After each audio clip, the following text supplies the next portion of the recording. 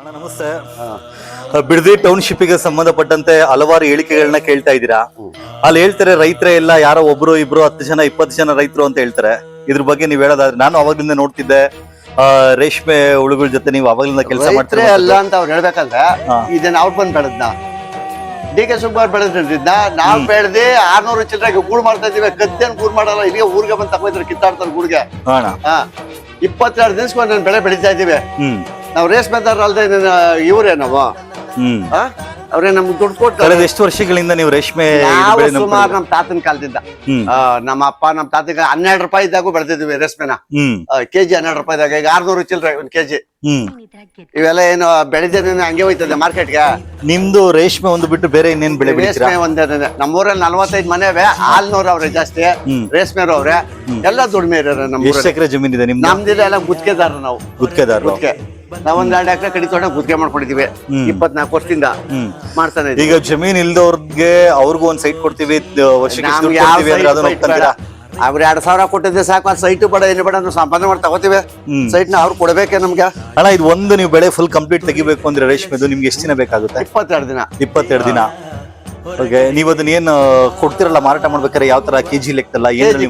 KG 600 ರೂಪಾಯಿ KG. 600 ರೂಪಾಯಿ. ನಿಮ್ದು ಸರಾಸರಿ ಅಂದಾಜು ಒಂದ್ ತಿಂಗಳಿಗೆ ಎಷ್ಟು ತೆಗಿತೀರಾ ನೀವು? ಒಂದೇ ಬೆಳೆ ಅಲ್ಲ, ಎಷ್ಟು ದುಡ್ಡು ಆದಾಯ ಬರ್ಬೋದು ನಿಮ್ಗೆ? ಆದಾಯ ಒಂದ್ 40,000 ರೂಪಾಯಿ ಮಾಡ್ತೀವಿ. 40,000 ರಿಂದ 50,000 ಎಲ್ಲ ಖರ್ಚೆಲ್ಲ ಕಳೆದು. ಅದೇ ನಿಮ್ಗೆ ಏನಾದ್ರು ಸ್ಮಾರ್ಟ್ ಸಿಟಿ ಆಗ್ಬಿಟ್ಟು ಇಲ್ಲಿ ಬಂದಾದ್ಮೇಲೆ ಯಾವ್ದು ಕೆಲಸ ಕೊಡ್ತೀವಿ ಅಂದ್ರೆ ನಿಮ್ಗೆ ನಮ್ಗೆ ಇನ್ನೇನ್ ವಯಸ್ಸು ಆಗ್ಬಿಡದೆ, 59 ವರ್ಷ ವಯಸ್ಸು, ಇನ್ನೇನ್ ಕೆಲಸ ಕೊಡ್ತಾರ ಅವ್ರು? ಏನಾಯ್ತದ ಮಾಡಕ್ ಇದ್ಬಿಟ್ರೆ ನಾವೇ ಕೆಲ್ಸ ಕೊಡ, ನಾವೇ ಇಲ್ಲೇ ಕೊಡ್ತಾ ಇದೀವಿ. ಕೂಲಿಗೆ ನಾವು ಕರ್ಕೋತೀವಿ. ನಾವು ಹುಳ ಬಿಡಕ್ಕೆ, ಚಂದ್ರಿಕೆ ಆಯಕ್ಕೆ ಪಾಯಕ್ಕೆಲ್ಲ ನಾವು ಕರ್ಕೋತೀವಿ.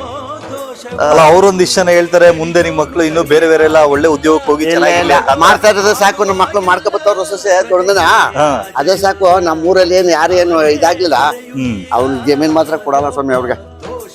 ಹಣ ಇಲ್ಲೆಲ್ಲ ಕೆಲ್ಸಕ್ಕೆಲ್ಲ ಲೇಬರ್ಗಳ ಅವಶ್ಯಕತೆ ಬೇಕಾಗುತ್ತಾ ಅಥವಾ ನೀವು ಒಬ್ಬರೇ ಸ್ವಂತ ಮಾಡೋದು? ಲೇಬರ್ ಬೇಕಾದ್ರೆ ಬರ್ತಾರ ಸಿಗ್ತಾರೆ. ಅವರು ಸುಮಾರು ಜನ ಅವ್ರೆ ಕೂಲಿ ಮಾಡ್ಕೊಂಡು ಪಾಪ ಅವ್ರು ಜಮೀನಿಂದ ಅವ್ರಿಗೇನ್ ಕೊಡೋದು? ನಾವು ದುಡಿತೀವಿ, ಅವ್ರಿಗೂ ಹೊಸ ಕೊಟ್ರೆ ಅವ್ರ ತಾನೇ ಅನ್ನಿಸ್ತೈತಿ ಬರೋದು. ಯಾರ ರೇಷ್ಮೆನೇ ಇಲ್ಲ, ಅದೇನ್ ಬಳದಾರು, ಅದೇನ್ ಮಾಡಾರು? ಕತ್ತಿ ಗೂಡ್ ಮಾರ್ಬೇಕಂತ ಯಾರ್ರಿ ಕತ್ತಿ ಗೂಡ್ ಮಾರಾರು? ಮತ್ತೆ ಓಡ್ ಬಂದೆ ಟಪ್ಪತ್ತವ್ರು ಇಲ್ಲೇ ತುಂಬ್ಕೋದ.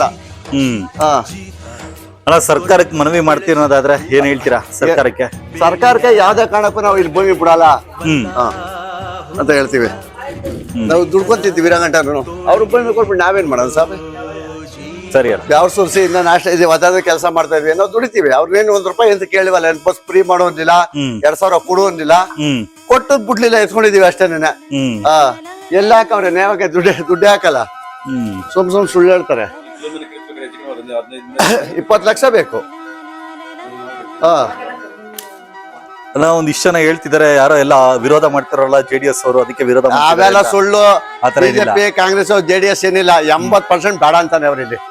ಅವೆಲ್ಲ ಸುಳ್ಳು. ಅಲ್ಲ, ಅವ್ರು ಹೇಳ್ತಾರೆ 70 ರಿಂದ 80% ಜನ ರೈತರು. ಇಲ್ಲ 80% ನಾವು ಬೇಡ ಅಂತ ಇದೀವಿ. ಅವ್ರು ಯಾರೇ 10-20% ಇರ್ಬೇಕು. ನಿಮ್ಮ ಹತ್ರ ಎಲ್ಲ ಬಂದು ಸಮಾಲೋಚನೆ ಮಾಡಿದ್ರ? ನಿಮ್ಮ ಹತ್ರ ಏನು ಕೇಳಿಲ್ಲ ಅವರು, ಯಾರು ಏನು ಕೇಳಿಲ್ಲ ಅಧಿಕಾರಿಗಳು?